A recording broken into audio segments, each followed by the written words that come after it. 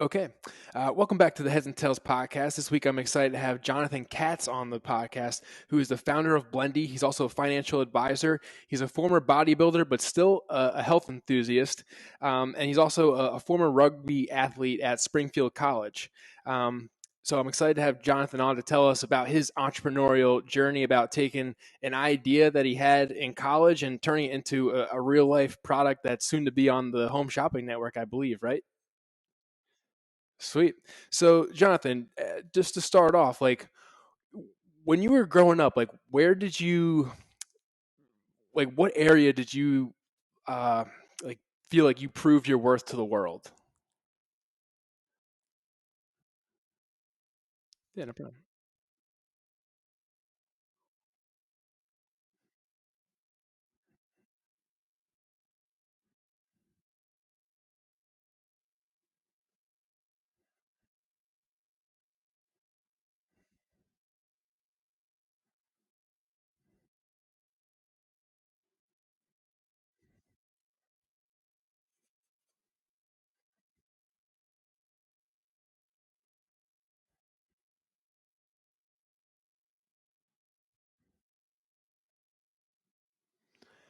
Great.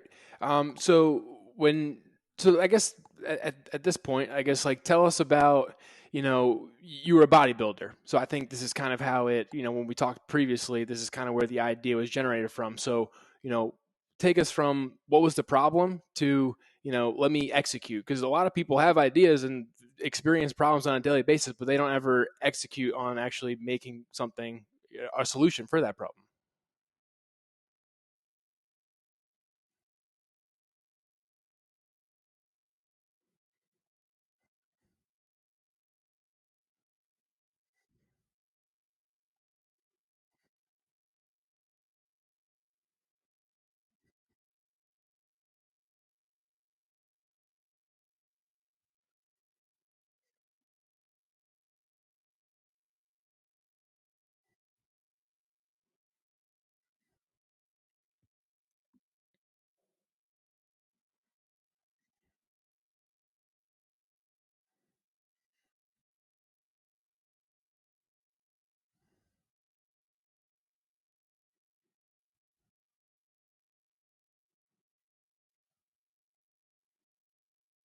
All right, and then but I guess like, what was the difference in your head? Like, have you always been that like a hustler and trying to make things happen? Because I'm sure you, along with millions of other bodybuilders out there at the gyms, were experiencing the same exact problem.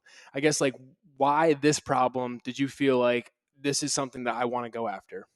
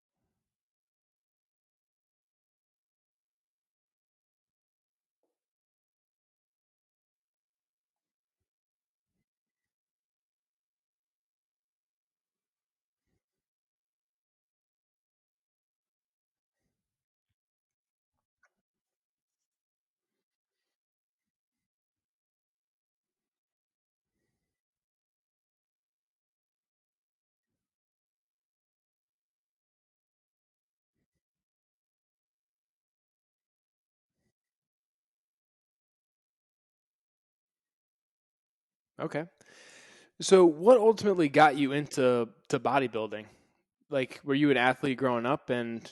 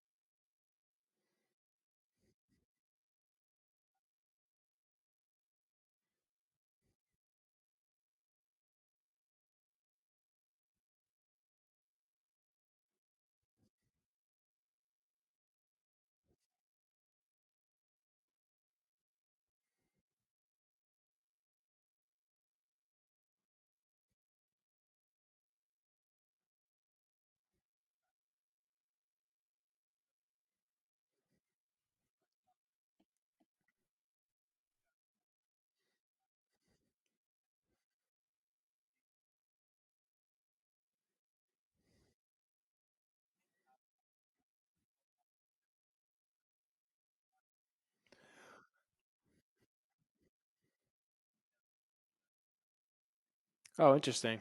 What made you quit football?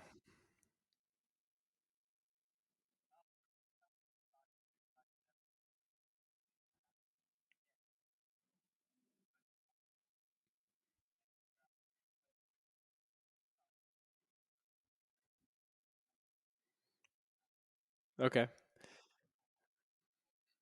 Yeah, I hear you. Um, but what's interesting is that do you think that bodybuilding gave you the confidence to quit football? Because there's a lot of social aspects like to playing a sport, and especially in high school football in particular, and to be able to confidently step away from the sport. Do you feel like you were able to do that because you had this other thing going on that you had to that you were enjoying the pursuit of?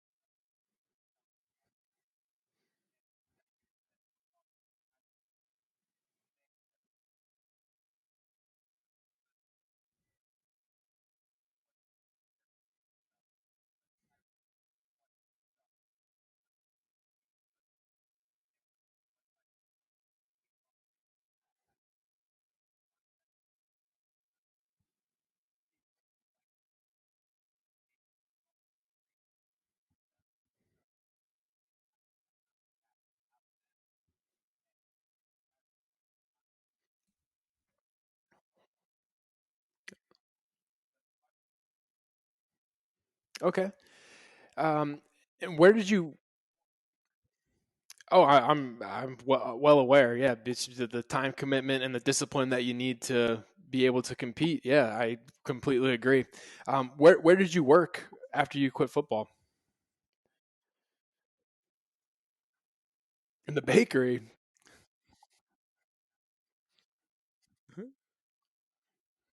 Yeah, talk about discipline as a bodybuilder. I mean, geez, you couldn't pick a more like tempting job to have.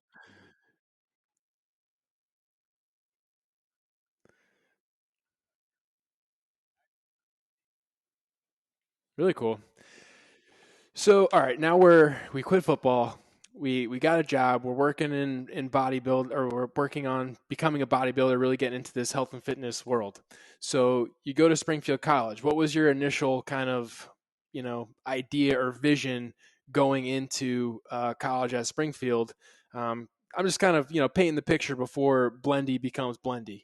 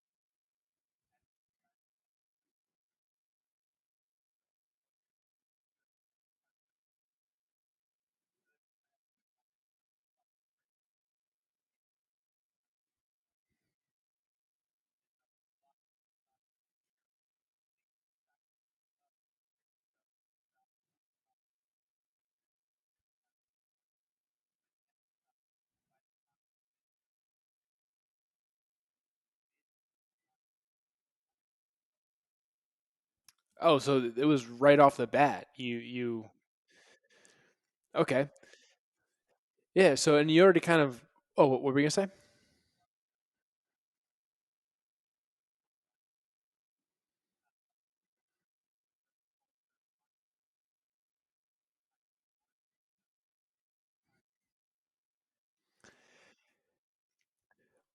Yeah, I mean, I grew up on the East Coast, so I know of Springfield College, and I know it's known for like phys ed and yeah, kinesiology, athletic training, physical therapy, like that's the hub. So you would think that people who are interested in those things all kind of gravitate towards, that school.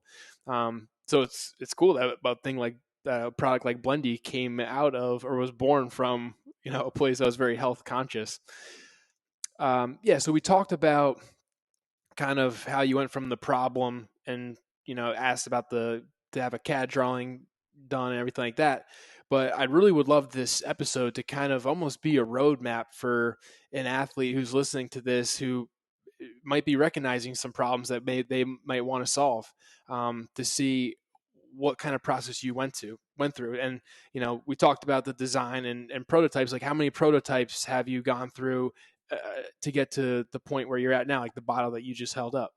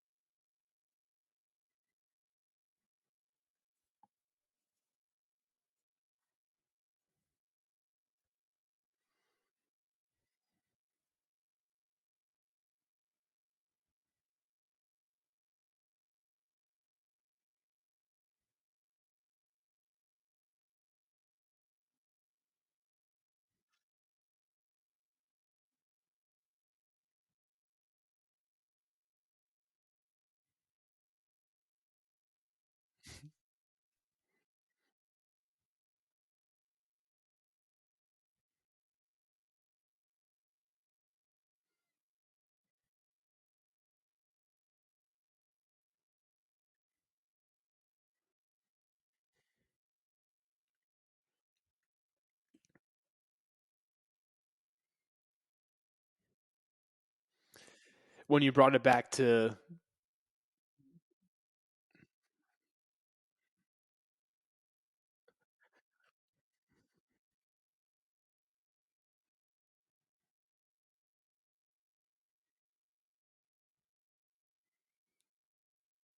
really cool.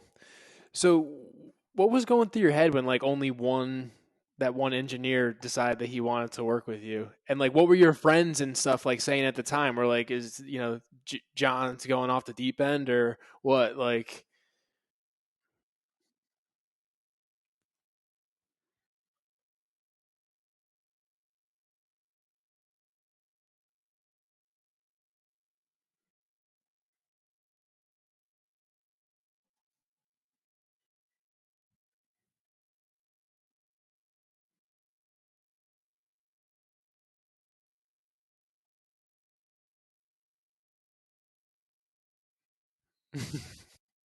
The muscles.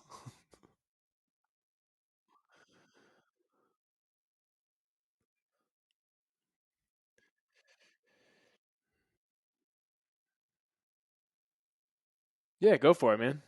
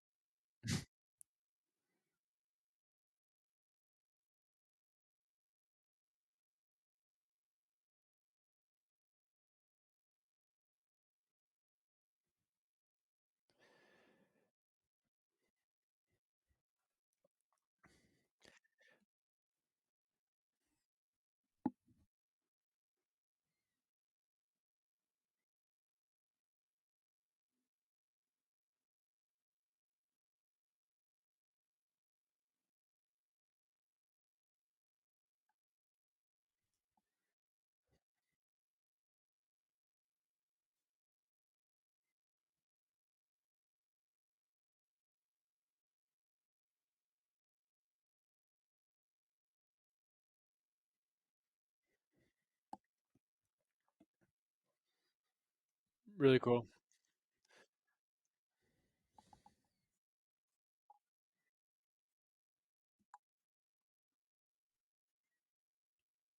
Okay. Yeah, so that's interesting. And you mentioned, because I'm just thinking like, you're in college, and I always tell people who are in college, like, you don't understand how many resources you have like at your fingertips. And like use that student card like to the max. Like you paid $750 for that prototype, yeah, when in reality most people would pay 20 grand for it. So you said that you reached out to UMass, but like what does that mean? Like who how'd you find the accelerated program again?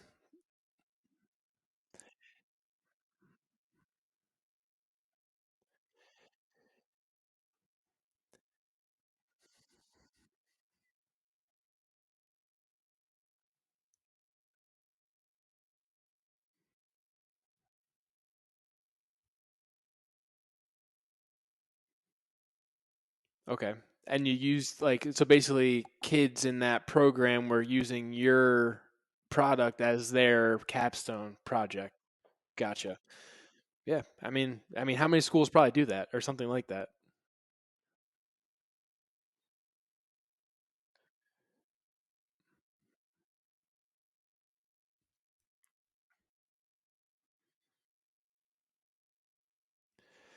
But I think, to your credit and for people listening to this, like say you don't have the resources necessarily at your school. Like you figured out a way to insert yourself at other schools even though you're paying tuition somewhere else and they're yeah, so is that just like your confidence in your product or you like talking with people? Like what kind of skills did you use to get those relationships to give you those opportunities at other places?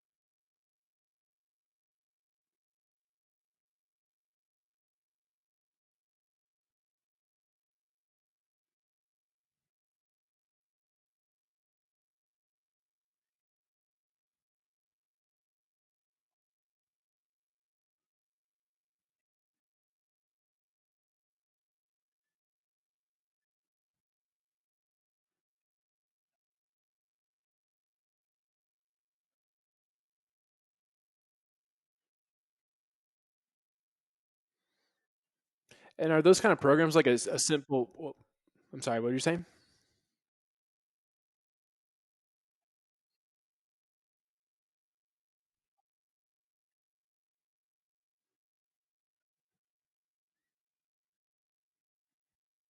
And is that just like a simple Google search to some like they came to you, but like if say, all right, I went to Rutgers, New Brunswick, New Jersey entrepreneurship like accelerator or New Jersey entrepreneurship accelerator, like are these things like searchable or like invite only?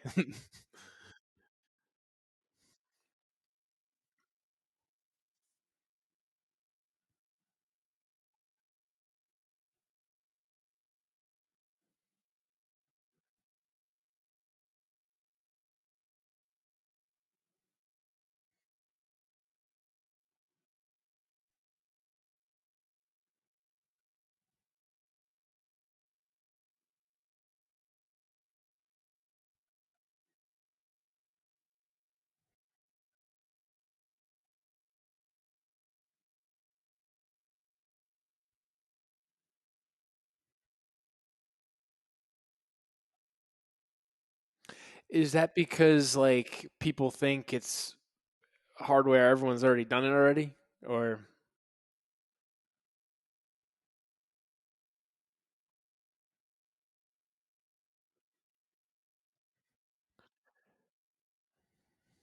right, like software is like intelligence in your brain, putting it into code and making it something where like it's just your time essentially almost.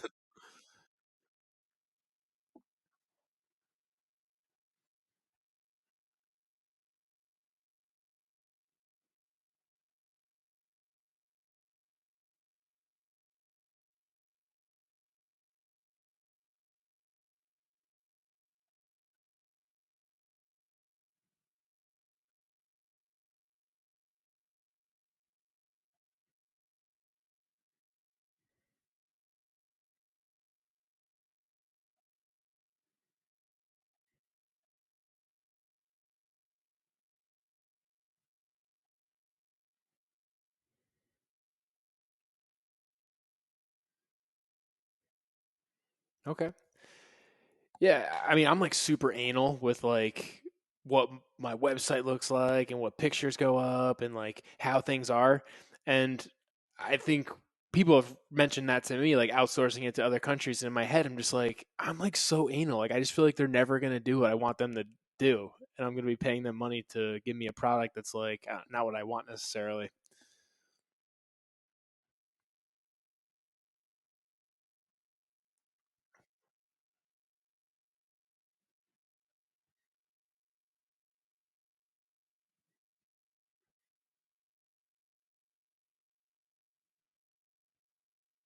And then you stick with those guys, yeah, or girls.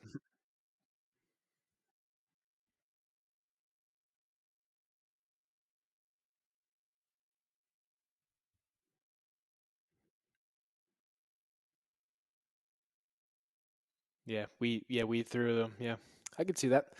So, all right, well, take us through like, was it always Blendi? Like Blendi from the beginning when you first came up with the idea? Like, how did you brand and market the product and with the website and the domain name and all that jazz? Like, there's so much that goes into it, I'm sure.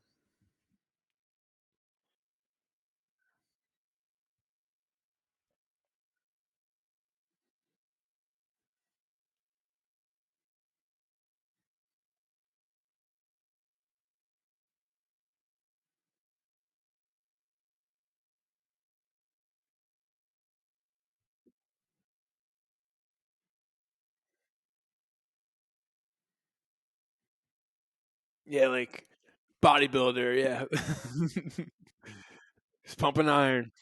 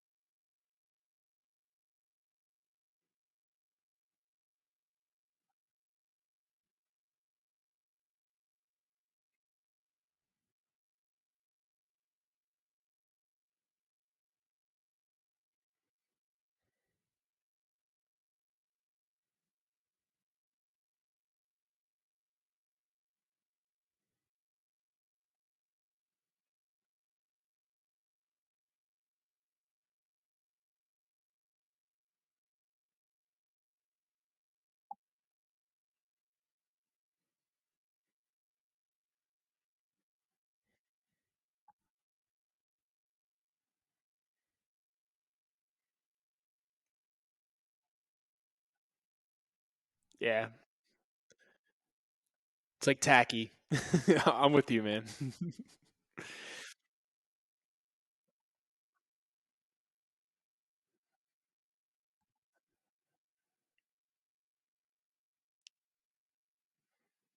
Right.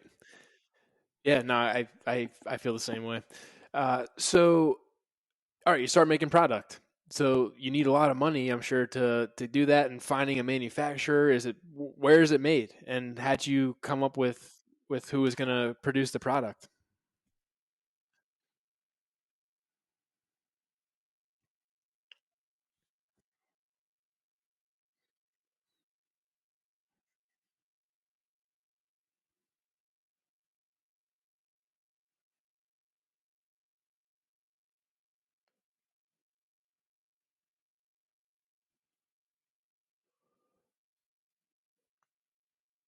Is that why did you take that job because you wanted to learn because you're making your own startup, you want to see what they do? Did someone give you that advice to do that, or how'd you know to like want to do that?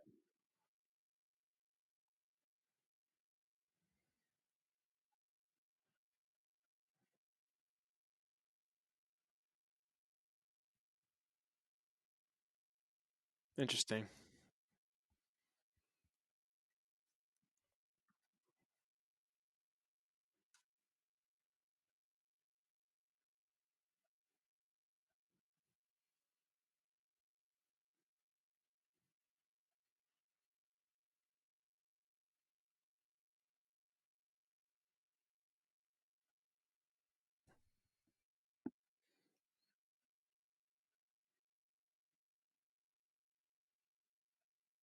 Because no one would buy it. Yeah.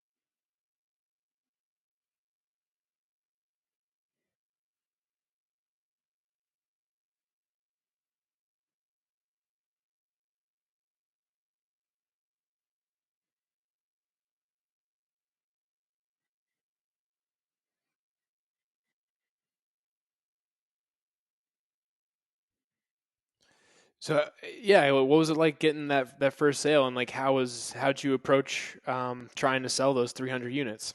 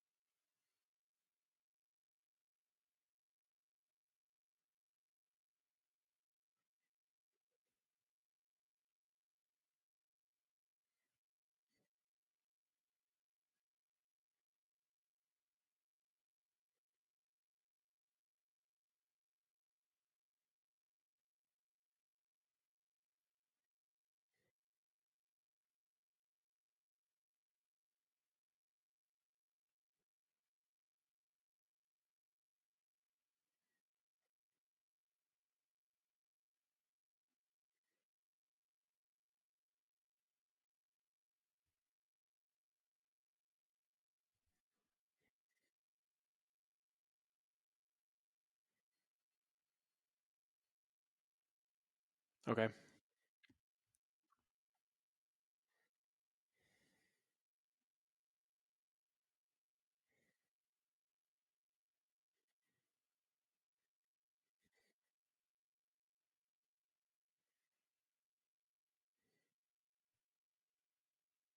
Yeah, really cool. I'm sure that felt pretty good. Um, and you're still juggling jobs, right? So you're also a financial advisor. So you got Blendi financial advising. So I guess like where did the financial advising come into play? Like how did you have time to even like become a financial advisor with all this going on?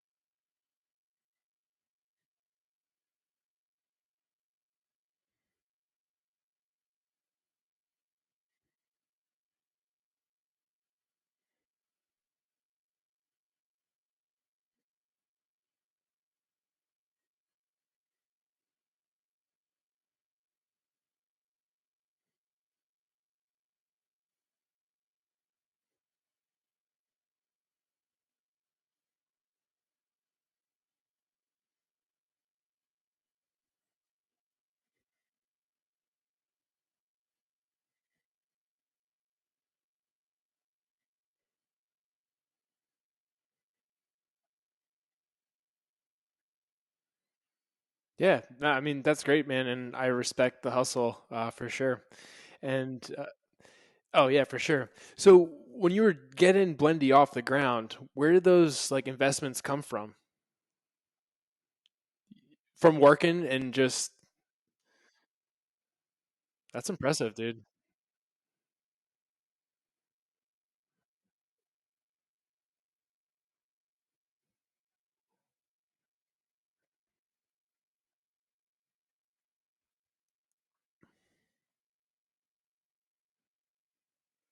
Yeah, that's impressive, dude. Um, yeah, so I know that you are a college football fan, specifically Michigan fan. Um, well, I'm a Big Ten guy, but one of the worst Big Ten teams at this point, at least. So, really, anyone, I don't really care. but uh, the new name, image, likeness rule and how they kind of lifted those, and that players can now use their name, image, and likeness to make money. You know, how do you think that changes the game for an athlete entrepreneur who wants to be an entrepreneur?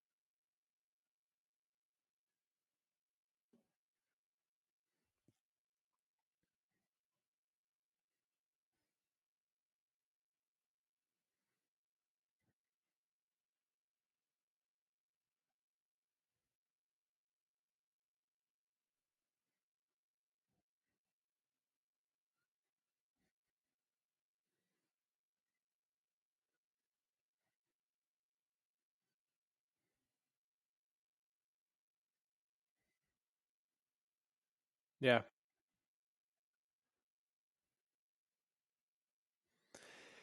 Yeah, I don't disagree with that. I think, like, my perspective, like, I've spent the last 6 years of my life like talking sports health and safety and interviewing athletes who have had career ending injuries and stuff like that. So when I view name, image, likeness, yeah, it's like, all right, well, some guys never get some guys who are like shoo-ins with the NFL never get to touch that money because they ended their careers in college. And now I'm like, all right, well, if you hustle, you can make probably just as much money in college as you would have made in your first year in the NFL or something. I don't know. Like, to me, it has the opportunity to set athletes up for life after sports, that they could fund something else that they want to do. Their side hustle.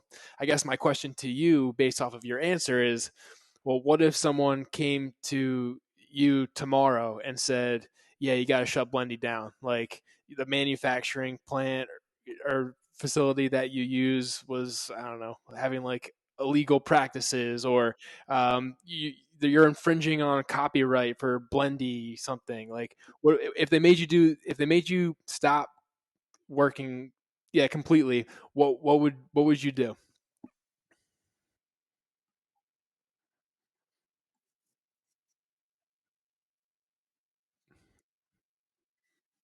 Gotcha.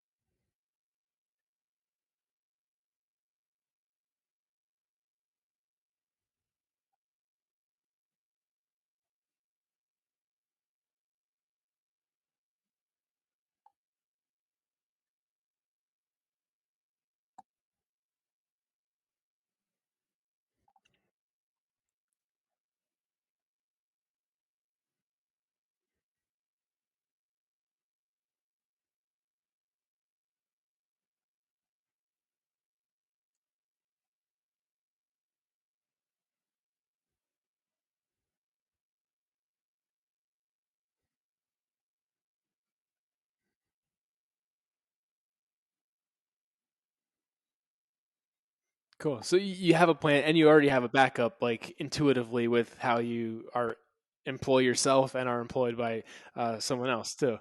Um,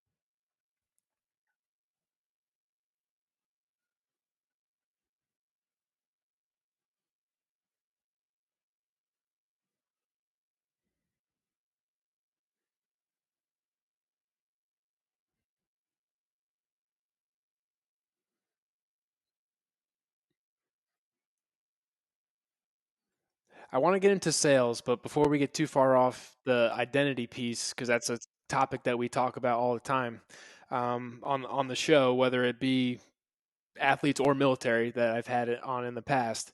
So you mentioned like emotionally, I would struggle if they took Blendi away because that's like my identity. You know, people know me as as with or identify me with Blendi. Yeah. So I guess like w- I always have this struggle. Like when you're an athlete, if you want to be elite, you have to be all in and you have to like immerse yourself. That's your thing. And then when the rug's pulled out from under you, well, sorry, but you have to find a new identity. Do you feel like the same way? Like, I guess what's interesting is like your football career, you had the bodybuilding. You were like confident in yourself and going into that next thing. Is diverse? Yeah,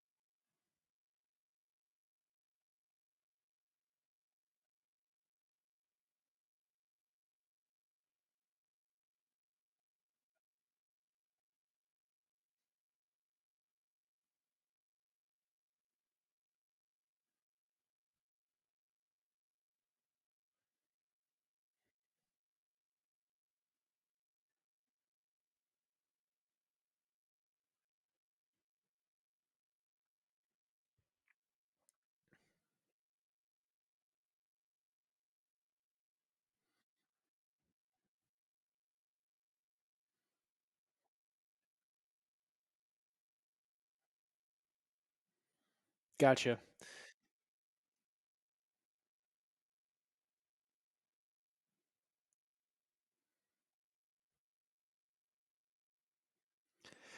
Yeah, I mean, like when I talk to you, you know, it's more about like how you approach, your next thing or because like you're obviously a very intellectual person, very personable, easy to talk to. Um, like you take that wherever you go. That's not like attached to Blendi. Like Blendi leaves, and then that part of you is gone too. You bring it with you, and I think that's what people kind of fail to do a lot of times in that next step. So back to the sales part. How did you hone in on your sales skills?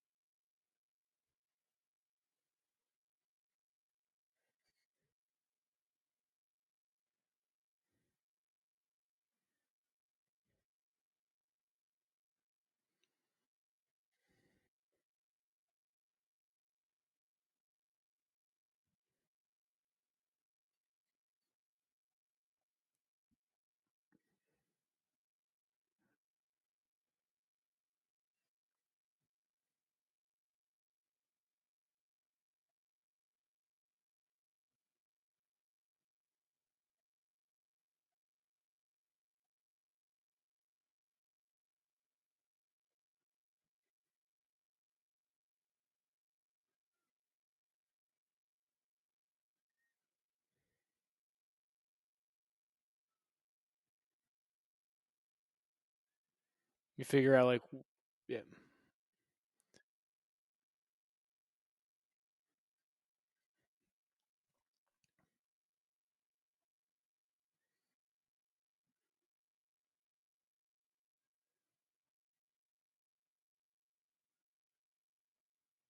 right. Yeah, no, that's impressive.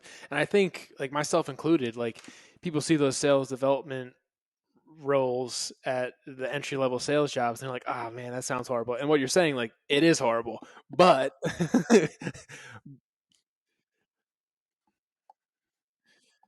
yeah, but the main thing is there's a big but there that um you gain some incredible skills that you'll never be able to replicate at a job where you're not trying to sell.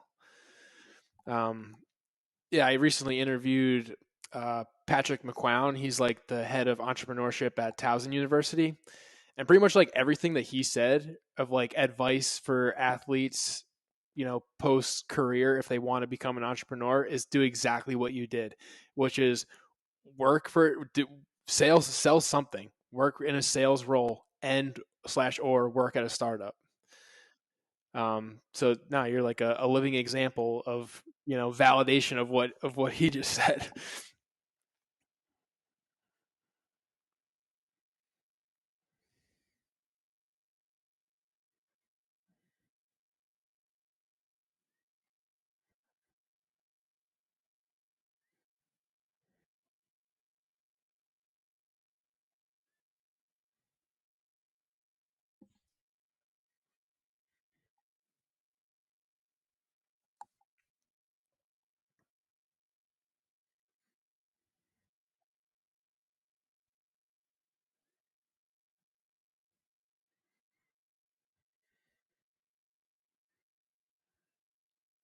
Hoping you get lucky, but also like yeah, putting the effort in to make them get to that point. Yeah,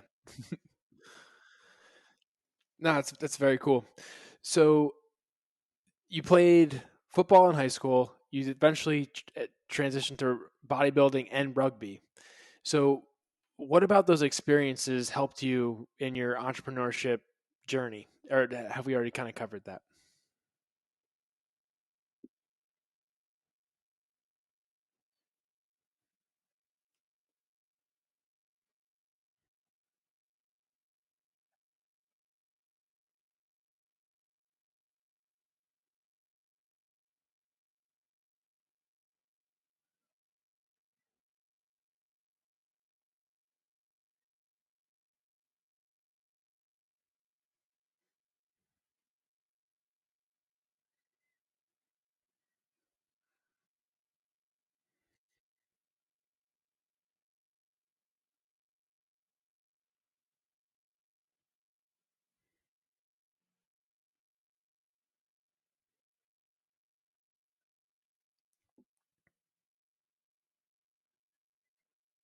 Especially in a bakery.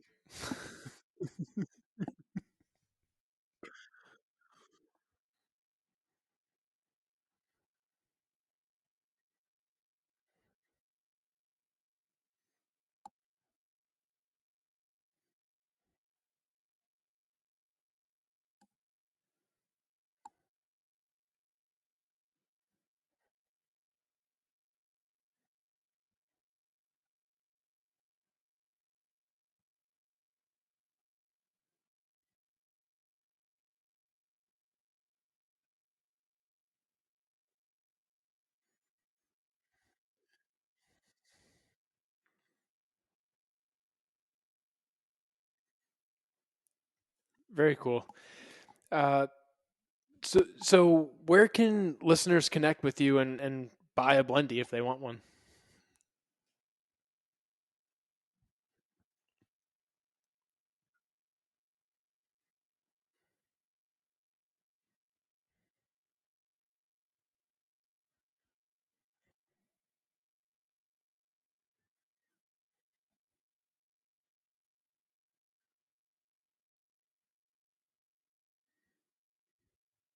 I'll link all that up as everyone knows how podcasts go. Uh, and then, who is the toughest person that you know and why?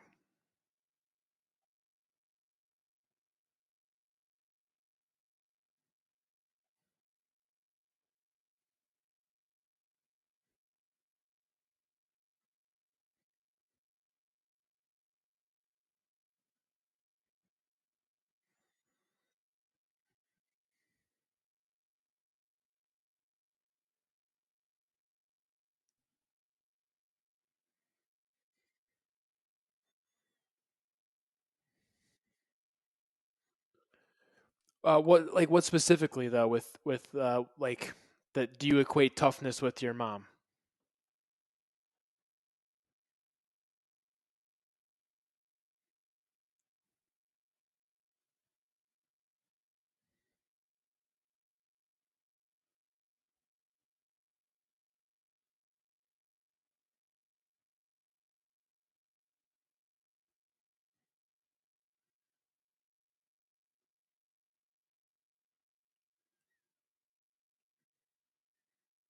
Right. I'm sorry to hear that, man. But it sounds like you got some good support, and your mom kind of leading the charge there. So yeah, thank you so much for telling your story and providing the athletes listening to this a roadmap on an approach to try to take. I'm sure it wouldn't go exactly how it went for you, but you have some ideas and some places to some starting points at least to try out.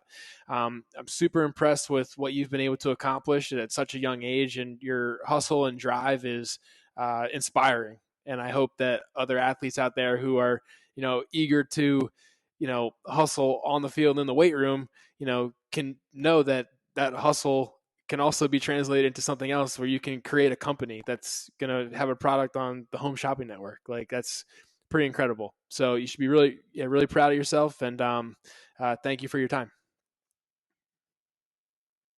No problem, dude. Yeah, just before we stop recording, I'm just gonna have you like intro yourself and then finish by saying, "And you're listening to the Heads and Tails podcast," because I usually just take a highlight and stick it in the beginning as like a teaser, and then that part goes after that. So, um,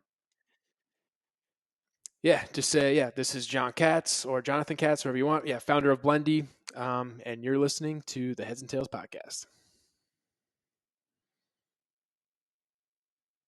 Yeah, whenever, dude. You could take multiple takes. Yeah, zero pressure. Yeah,